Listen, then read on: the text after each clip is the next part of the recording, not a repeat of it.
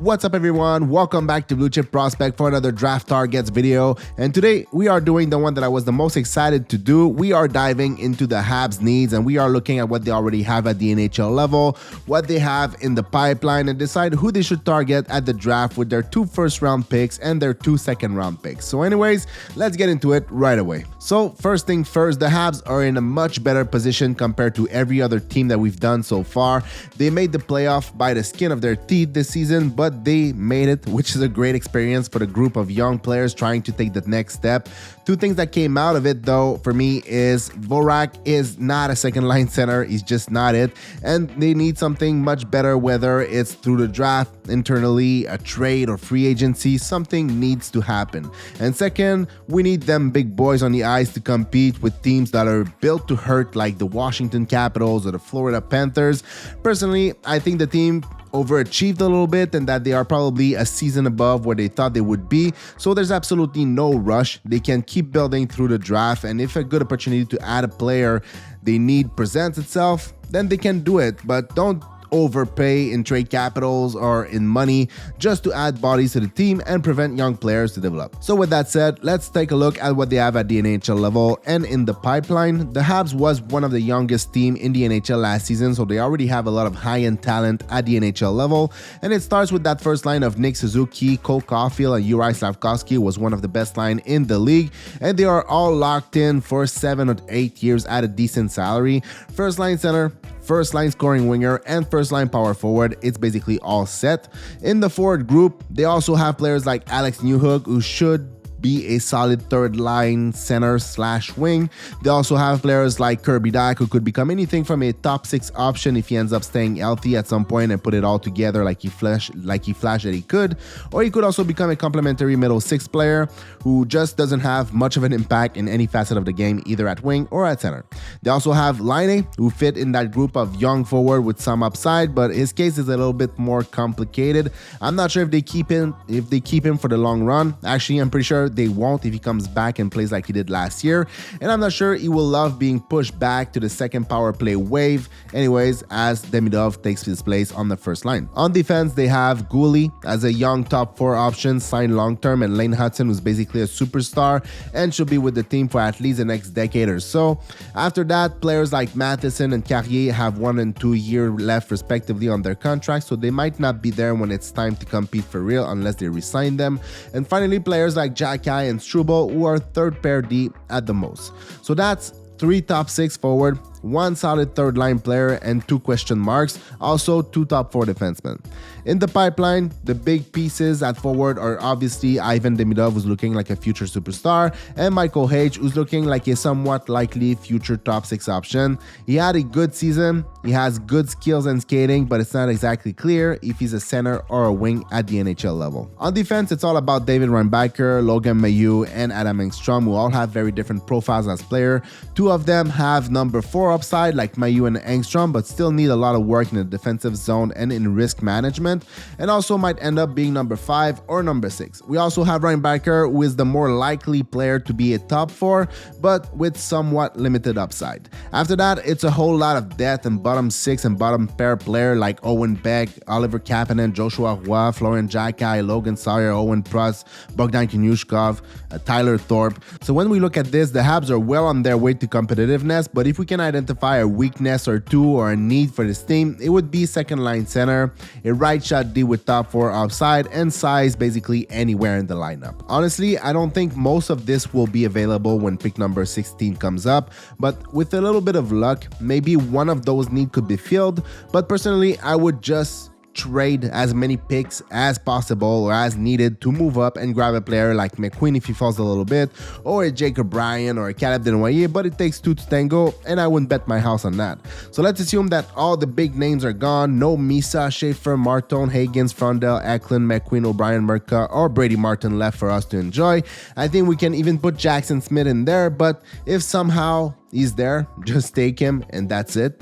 But there's not a single public list who has him as low as we picked. The mediocre U18s could help us a little bit, but again, I wouldn't bet my house on that. So that leaves us with players like Hutson, Lyndon Lakovic, Logan Hensler, Justin Carbonneau, Carter Bear, Braden Coots, and others less likely picked for the Canadiens like Cole Reshney, Cameron Reed, Colin Potter. So there's definitely some good players in there, but none that are really ideal for the Habs.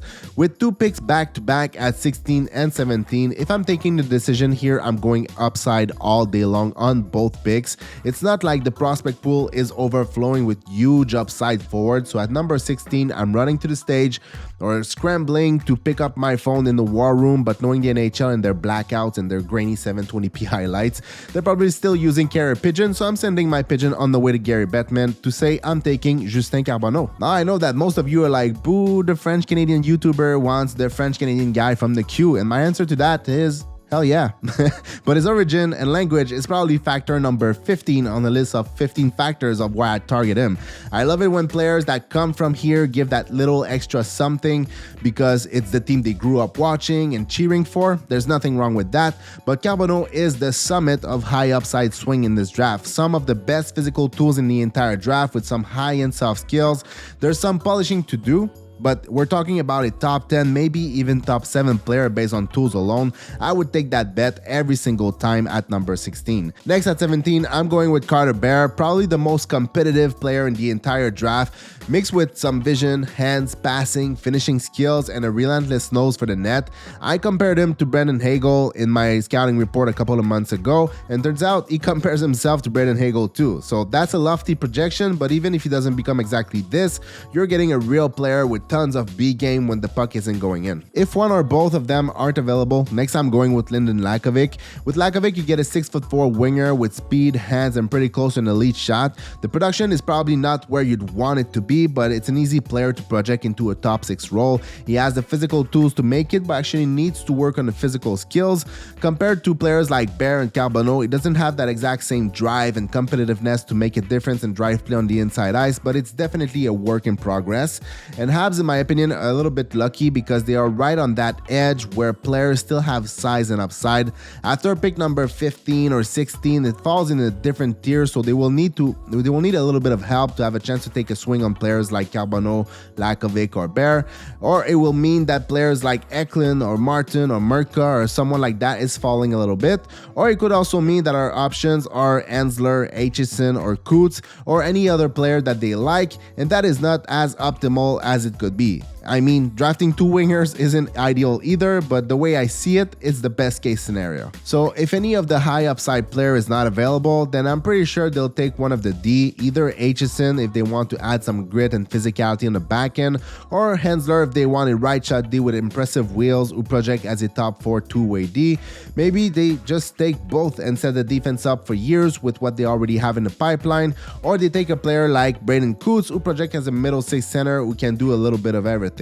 Outside of that, I don't really see any other viable targets. Maybe they really like Cameron Reed as a 5'11", 6' D with solid puck moving skills, or maybe they want a guy like Malcolm Spence, but those wouldn't be my choice if any of the other players were available. I'm also intentionally not putting any of the 5'10" players like Reshney, Kindle, and Potter in here, but maybe the Habs like them, and I wouldn't blame them, but I wouldn't target them. Next, for the second round picks at 41 and 49, there's a ton of targets and it really depends who's still there, but every year there's always some productive, smaller player who falls to the second round that most of the public list saw in the first round. In 2024, there were players like Andrew Basha, Cole Hutson, Max Plant, Teddy Stiga, or even Nikita Artamonov, who were all available in the 40s. So I think it's safe to say that one of the smaller productive player like Ben Kindle, Cole Reshney, or Colin Potter might be there, or even an overager like Christian Epperson. I think if one of those are available, they are worth a swing with one of the second, but not with both, but I would probably target them with the 49th instead of the 41st. If they want to go for size with middle 6 or top 6 upside, I think players like Vaclav Nestrezil or Mason West should be a prime target. Others like Shane Van Zaghe, Will Horkoff, William Moore, Daniel Prokhorov all makes a lot of sense too.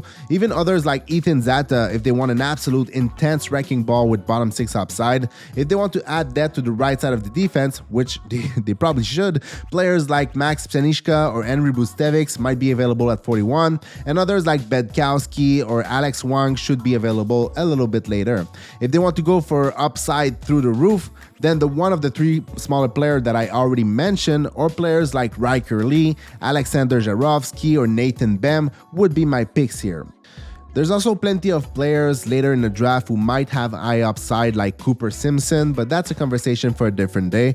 So in the end, there's a little bit of everything for the Habs to have a successful draft in a couple of weeks from now, and it should be one of the last with picks in the first half of the first round, so let's hope they knock it out the park.